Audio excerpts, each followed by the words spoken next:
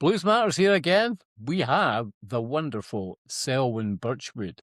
Where are you today, Selwyn? I'm back home in Florida right now. We've got some dates at home, and then we get back on the road next month. And we got about 3.5, 4 weeks toward out pushing this new album. And man, being home is cool, but man, I get anxious, man. I'm ready to get back out there, be playing again. Yeah. You've got the Clearwater Festival at the weekend, have you? Yeah, we've got Clearwater Blues Festival this Saturday. So that's gonna be my fourth time, I think, playing that festival. So I'm really excited to get back over there, man. It's always a good time for sure. Yeah. What's that like playing in front of your hometown audience compared to European or other American? It's always cool, man. It just feels like home.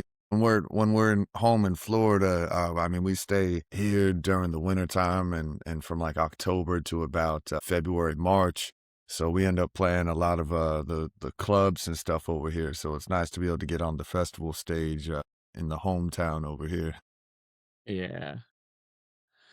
Right, let's go a wee back in time. What made you want to be a musician in the first place? Man, it's one of those things. I always liked music and just decided when I was in middle school I wanted to play an instrument, and I was gonna join band and all that type of stuff. And my sister, kind of nudged me in the direction of insinuating that the kids in band weren't exactly the coolest. And she's like, why don't you play guitar instead?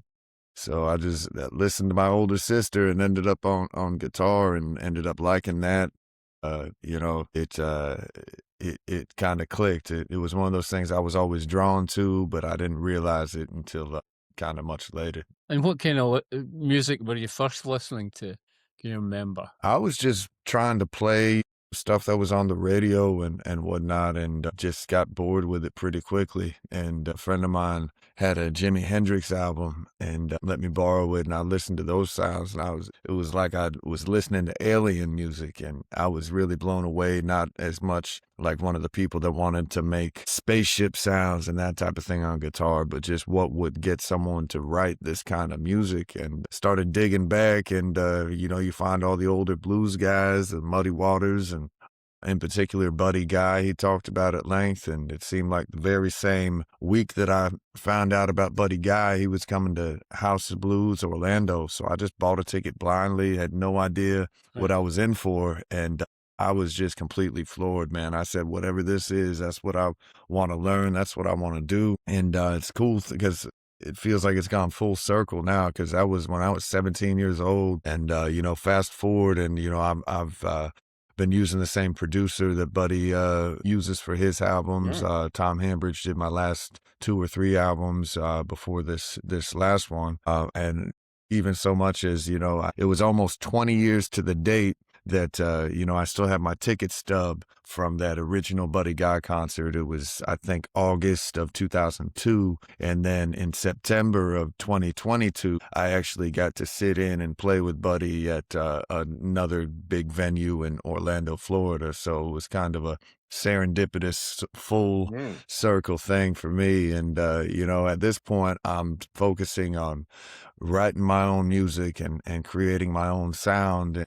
With this new album, I'm confident in saying that, this is my sound and this is what I do. And, I'm really excited to get it in everyone's ears now. Well, let's talk about the new album. Yeah. This one here. Yeah, man. That's it, man. I don't even have one yet. Do you know? Where'd you get that? I've got my sources. I was at Alligator Records last year, met up with Bruce and Mark, and I knew then Yeah. that you were bringing out a new album. So, there you are. Right, There you're we go. producing yourself this time. How does that feel? What made you choose that? I mean, really, I've been producing myself all along. I've been definitely at the wheel of in the studio and getting all this stuff tracked and recorded in the studio, and writing the songs and arranging the songs, and then I would send the tracks up to Tom up in Nashville, and he would listen and have a couple ideas as well, once we're kind of closer to the finish line, and then get in on the mixing and kind of production aspect from there. But yeah, I mean, the entire time I've been the one that's been in the studio and steering the ship. And this is the first time that it's just been, I was the sole kind of producer through the whole thing. So from top to bottom, I'm excited to get this out because it's one of those things I didn't have to run stuff through a bunch of other filters. What you hear on this album is essentially what I hear in my head, which is a Right. hard thing to do sometimes. And this is I believe, my seventh album of all original music. And that's what I do. I pride myself on writing songs so that when you hear a band like mine, you hear a band that sounds kind of like me, And Yeah. that's what we did on this album. That's what we do in our live show. I don't think you're gonna find another band that sounds exactly like my band, man. So I'm excited. That's the goal, and I'm excited to be able to do that. Yeah. I mean, your music's rooted in the blues, but there are all kinds of facets. I mean, how would you describe it? Well, that's a question that an interviewer asked me 10 years ago, 12 years ago. He said, actually, how would you describe your music in 3 to 4 words? And I'd never been asked that. I'd never even thought about that. But my pretty immediate response, 5 seconds later was electric, swamp, funk, and blues. And that's kind of what I've been going with and what I've been shooting for ever since then. And all the way up until now, I feel like this new album is a culmination of the sound I've been chasing all along. And on this album, you're gonna get electric, swamp, funk, and blues, man. And I can't wait to get it in everyone's hands and hear what we've been doing because it's definitely been a labor of love. And man, I couldn't be happier with the result. Talk about some of the songs. What about your songwriting process? Have you got one? Is it a lyric? Is it a melody? Is it a riff? I mean, take for example the Church of Electric Swamp Funk and Blues. Where did that originate? Well, that was actually kind of an idea in my head as I don't know, we were on the road traveling watching Righteous Gemstones or something crazy on the Netflix or while we were driving.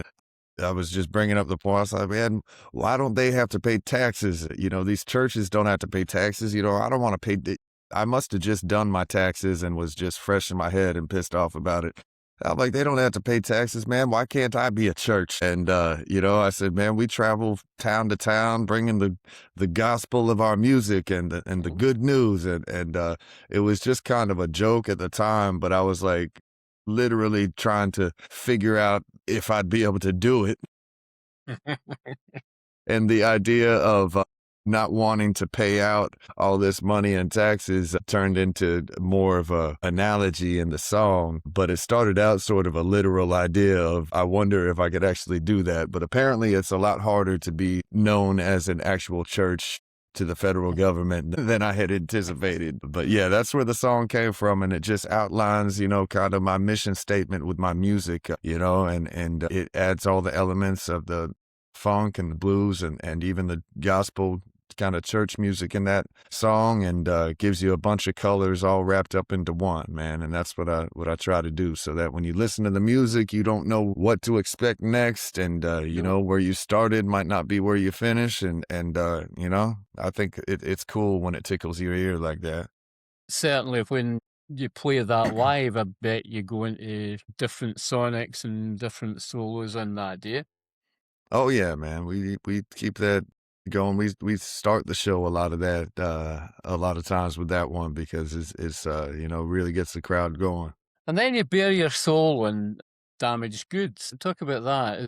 Did the lyrics come first there? I can't remember the lyrics came first with that one as well. That sort of excuse me, I sort of come up with ideas all at once in my head, and I kind of it's sort of happening all at once to where I've got an idea and I'm trying to come up with lyrics and then instrumentation that's gonna complement those lyrics and chords that are gonna accent the storyline and all of that type of thing. But yeah, that's I think that what is cool about blues music is just that it's relatable, and it doesn't necessarily have to be talking about picking cotton and on a farm. And I don't understand these days why everyone seems to want to pretend like that's where they come from. It's like, that's not where I come from. And I can't relate to that really. I can appreciate it historically, and I can understand it historically, but it doesn't have a lot to do with what's going on these days. And we've got a whole lot of different kind of blues these days. That's one that I feel like it's cool when artists share so vulnerably of their own story that other people can hear it and relate to it and say, I know exactly what they're talking about. And that's one that I think we can all relate to at one point or the other. Nobody's perfect. We've all fallen short of grace. And, actually that particular song, I got the idea from watching a Chris Kane video, and he introduced himself. He introduces the whole band. And I love Chris, man. He introduces the whole band, this person on bass, this person on keys, whatever. He said, and I'm damaged goods. And, I was thinking to myself, I'm like, I am too. And I tried to write the whole song around it. And, I still got to send it to him and tell him that story. But yeah, man, that's where it came from. Right. Has he heard the song yet? No. No, I still don't have a copy yet, man. I got to get you to send me a copy of my music so I can send it to him. I'll send it, Chris. All hail the algorithm with its broadband and everything that goes with it. The new world. That's right, man. So that one was an idea that I had. I always liked the sound of a dial-up modem, and I still remember a sound of a dial-up modem. And I talked to some of the other people in my band that are younger, and they didn't even know what I was talking about. One of them had heard it before and just barely used dial-up internet, and the other one had no idea. Right. So I was like, well, it's a singular sound that people understand, and I always thought it was a really funky sound. And if you listen to it tonally, it's got like tritones in the sound, and it's just a cool dissonant thing. And I thought, what better way to accent a song than to use that? What I'm trying to do again is try to make blues that's applicable to 2026 instead of 1926. And I feel like this was a step in the right direction, to where it's like I'm not sampling other songs or sampling other people's music, but I sampled the sound of common technology and used it in the song that's about technology and about how social media and the world is sort of centered around our algorithms, our social media presence, and how it's kind of infiltrated every part of our life. And it's just kind of bordering on mind control at this point. I think that's a lot more compelling to hear about in a song for me, rather than hear about, I woke up this morning and, who else woke up this morning? Everybody. And, I just, I have the tendency when people are zigging, I try to zag. And that's one of the ways that I tried to do it on this album, is that I tried to, come up with some ideas and do some stuff and take some swings at doing something different. And that's one of my happiest achievements on this album, is All Hail the Algorithm. Oh, it's great. It really is. This day and age, it's really difficult to get music played on different platforms. I mean, is it difficult for you? Is it easy for you advertising your music and things like that? I mean, it's not difficult to advertise. I think it's difficult to see if you can get people to listen and to pay attention. There's just so much stuff out there all at once, and people's attention span is so minuscule that you really got to hook people quick or not at all. And, that's the trick. Are you able to get people to listen in a world that's got infinite ability and infinite reach to listen to whatever they want to? How do you get them to listen to you? And for me, I'm just trying to answer that question by writing, relatable, up-to-date, and modern songs that, are a nod to the music that I love from a historical aspect, but also to try to make it feel like it lives in the world that we live in now, because that's the world that, we live in and I live in every day. So that's the goal, and this album has definitely done that, man. And Labor of Love. Yeah, Labor of Love is exactly what it sounds like. It's just talking about the struggles beyond just, songs that are just kind of love songs. It's a more realistic approach to that, the theme that love isn't always easy, whether it's love with your romantic partner, love with your kids and your family, or what have you. And, It's all the push and pull and can be a struggle at times as well as fulfilling. That's what that song's about. And really excited. This is the first album that I've been able to have strings on. So I've actually got damn near an orchestra of strings on that song, on Damaged Goods, and a couple other songs. And, I feel like this album has the full picture of sound and the full spectrum of sound on it. And Labor of Love is a good example of that. You hear all the colors and all the depth of the music that is represented in the lyrics as well as the song. I love the addition of the strings. What was the idea behind that? That's always been a goal of mine. I just haven't been able to. I've always been under such a time crunch that I hadn't been able to add them to any of the other records. But there's several songs that I wanted to have strings on already and previously. But this is one of the things that I noticed in almost all the music that I really enjoy listening to, that they've got a lot of strings in them, and it really gives it that cinematic kind of sound to it, and I think people will hear what I'm talking about when they get on and listen to this album. Absolutely. I mean, it does there is that cinematic quality to it. You're looking at it like a film, like chapters of a film sometimes. Would that be an assumption to make?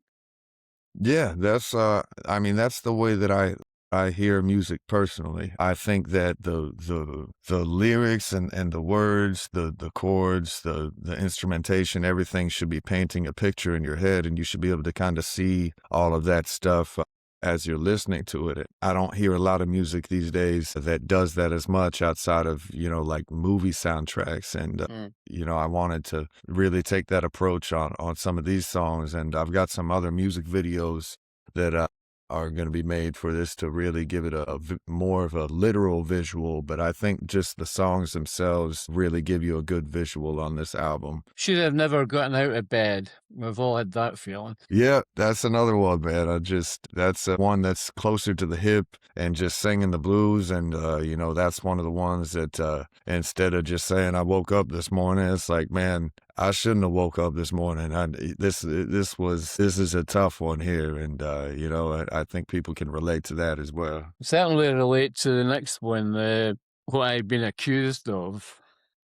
That's a very personal statement, very open. Yeah, that's a wild kind of a story that I try to write songs from a different angle, and that's another one that, I feel like you hear songs that are the literal storyline of what happened or what he said, or the literal storyline of what she said. And this storyline was pretty much stating that all the stuff that I was accused of, I wish I'd done it. At least it would make sense to be treated the way that I'm being treated, sort of a thing. So that's where that song is coming from. It just says, I wish I'd done half of what I've been accused of. And that way, at least you would, feel like you deserve to be treated in that fashion if you'd actually done that, or even done half. And Talking Heads, the video. Talking Heads is another one that's just as up to date as you can get it now. It's talking about the news sources that we are inundated with every day, and it just tells my point of view of it. I said, pay no mind to the talking heads. They're just throwing up the money that they're fed, and that's all it is, man. We're all just living on different sides of different propaganda machines, and my personal opinion, and it's all bad for us. So that's my just social commentary on that one. And Soulmate is just a love story, man. You listen to that one. It's a traditional blues song that I just feel like has a lot of heart, and we play that one live all the time, and that's always one of the ones that people seem to choose as a favorite. And I think the recorded version is really going to make people happy, man. It's a real feel-good song. Yeah.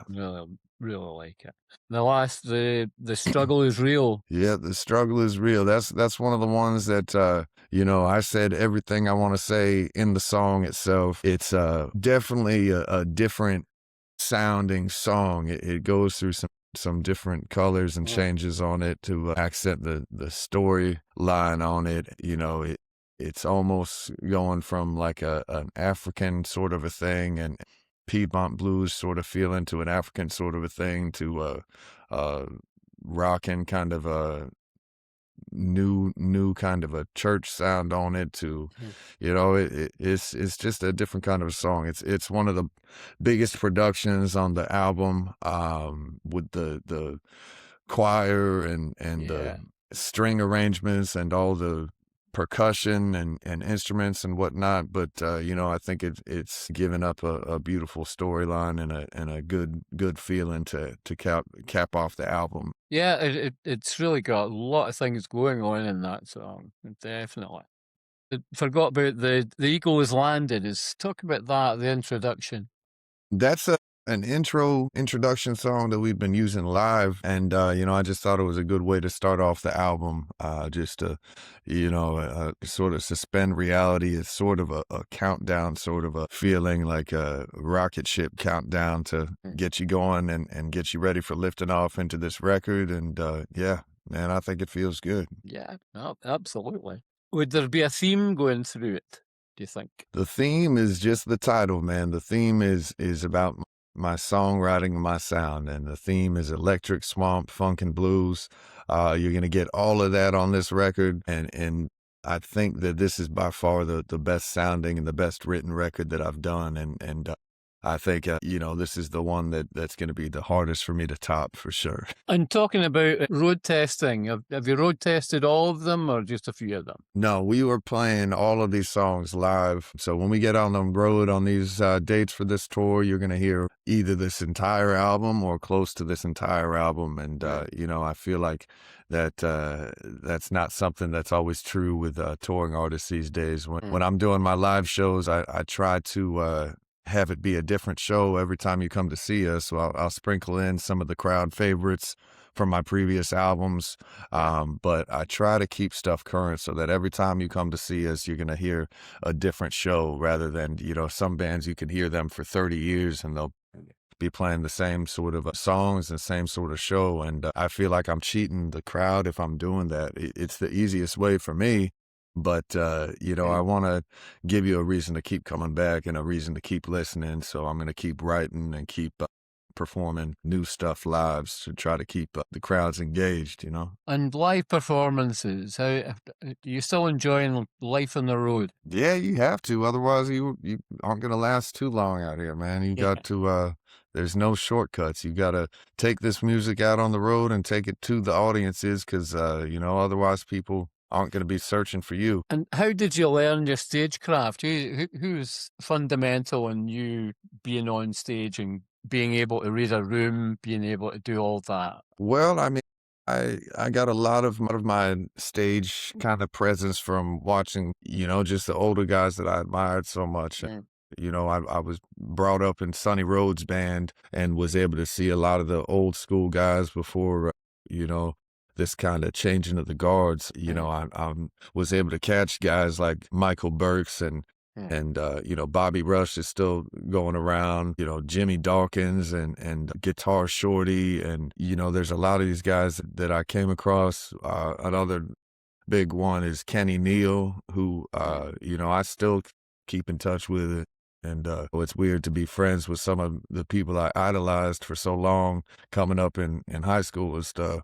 But, just seeing how guys like Kenny can just completely take over a crowd just by flashing a smile sort of a thing, and let alone playing the instruments that he does. And, watch guys like Tab Benoit and seeing how his humor really helps push the show along and keeps people engaged and along with the ferocity of his guitar and whatnot. And, it's just kind of watching, another Ronnie Baker Brooks as well. And, a lot of these guys that are just epic showmen that, they can play their butts off. It has to kind of go beyond that for a live audience in order to really take house. And I don't think that's as much of a focus anymore. It's more just kind of trying to play a bunch of guitar tricks and stuff instead of really, being able to present music. And that's what I'm trying to do with my show, is really just present a show and present the music and present these songs. And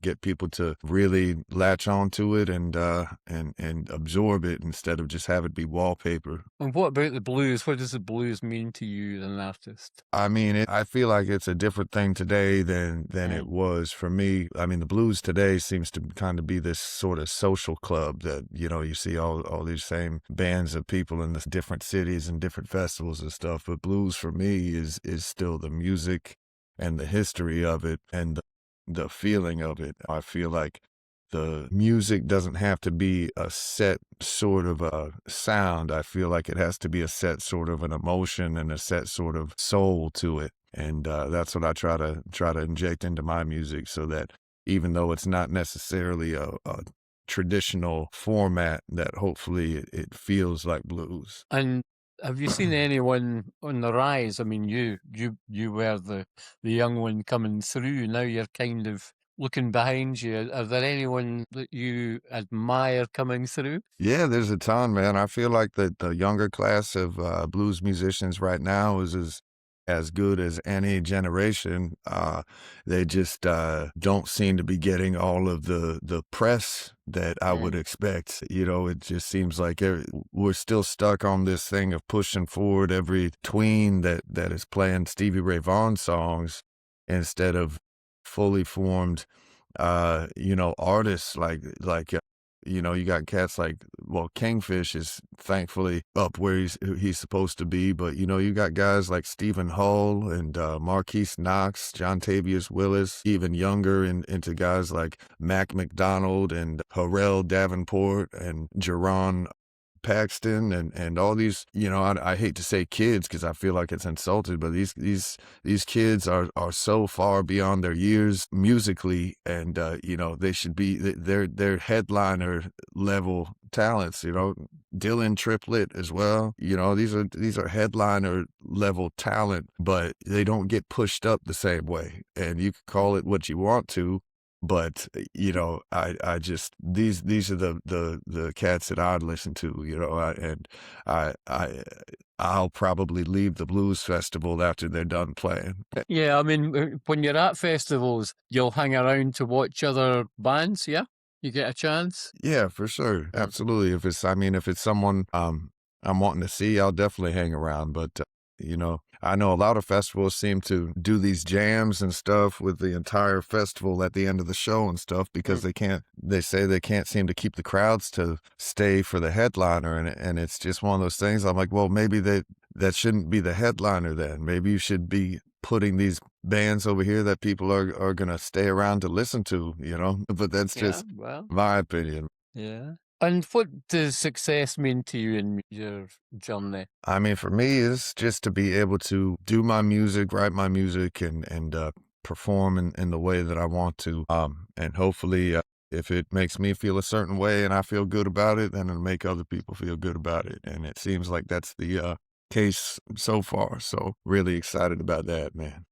And you've got a particular member going for a blues award. Yeah, man. My saxophonist, Reggie Oliver, is up for the instrumentalist horn category for Horn Player of the Year this year. So if you're a Blues Foundation member, please think about putting them on the ballot, Reggie Oliver. You know, I was just so excited and happy to see that, man. You know, I know that the band leaders seem to get all the kind of press and that type of thing. So it feels good when the bandmates are noticed because, you know, aren't doing it by ourselves, man. Yeah, it's a collaboration. For sure. Collaboration.